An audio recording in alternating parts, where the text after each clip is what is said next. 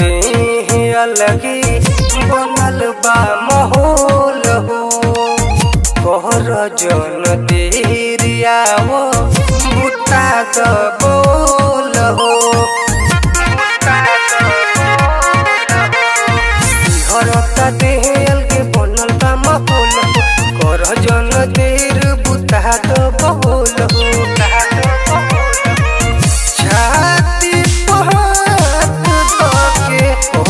पाता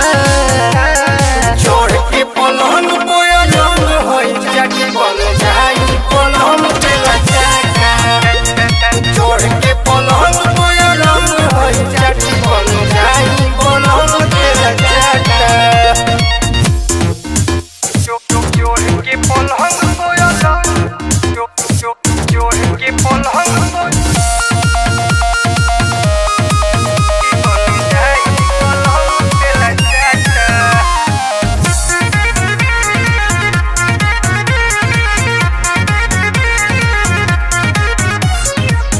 कमरिया के हाथे दूनु